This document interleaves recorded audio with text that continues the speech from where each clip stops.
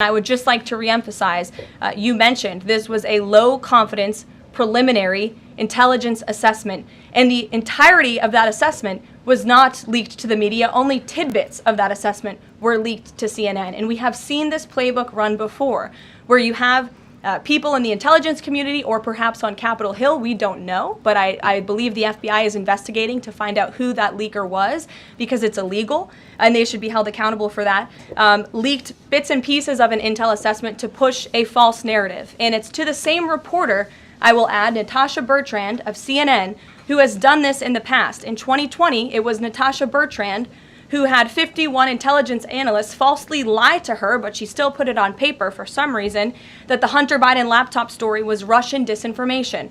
We all know that's not true, right? We can all agree on that now. That was a lie from the intelligence community.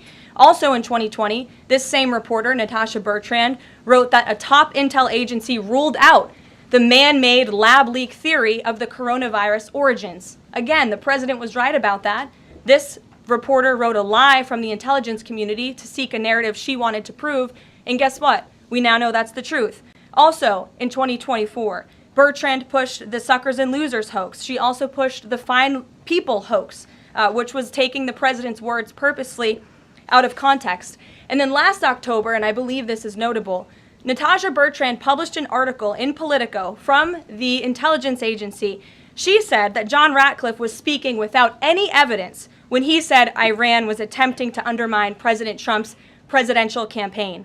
And then we, of course, found out that was absolutely true. In fact, the Biden administration declassed an intel report which said they had high confidence that Iran had done exactly what Ratcliffe alleged. They did run an influence campaign to hurt President Trump's candidacy. In fact, we know the Iranians tried to take President Trump's life.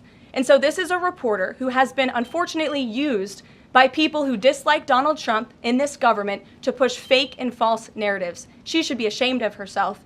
And that's not what reporting is. Journalism is trying to find the facts and the truth. And this week we saw this same reporter being used to push a fake narrative to try to undermine the President of the United States, and more importantly, the brave fighter pilots who conducted one of the most successful operations in United States history. And I think the American people fully know that this operation was a complete and total success.